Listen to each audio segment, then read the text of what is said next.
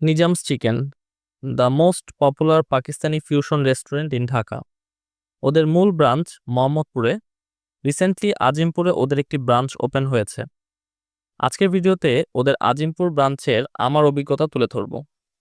এই ব্রাঞ্চটা খুব ছোট, সর্বোচ্চ 10 থেকে 12 জন বসতে পারবেন। এক নজরে ওদের মেনুটা একটু দেখে নিন। ওদের খাবার আসলে মোহাম্মদপুরের মতো কিনা জানার জন্য আমি ওদের ফুল মেনু অর্ডার করেছিলাম। ফুড মেকিং প্রসেস একদম আপনার চোখের সামনেই হবে। এখন একটা বিষয় ক্লিয়ার করি, এটি নিজামস চিকেনেরই ব্রাঞ্চ, কিন্তু তার মানে এই না মোহাম্মদপুরের শেফ এসে এখানে কুক করছে। মোহাম্মদপুরের কুকিং প্রসেস আর এখানকার কুকিং প্রসেস আমার কাছে সম্পূর্ণ আলাদা লেগেছে, এবং স্বাদের ক্ষেত্রেও বিষয়টা একই রকম।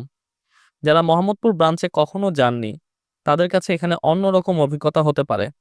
যারা এখানে আসবেন এই বিষয়গুলো মাথায় রেখেই আসবেন, না হলে হতাশ হবেন। এবার আসা যাক আমার খাবারের প্রসঙ্গে।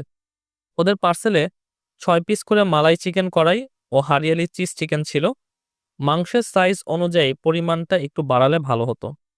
টেস্টের কথা যদি বলি, আমার কাছে মালাই চিকেন কড়াই দুর্দান্ত লেগেছে।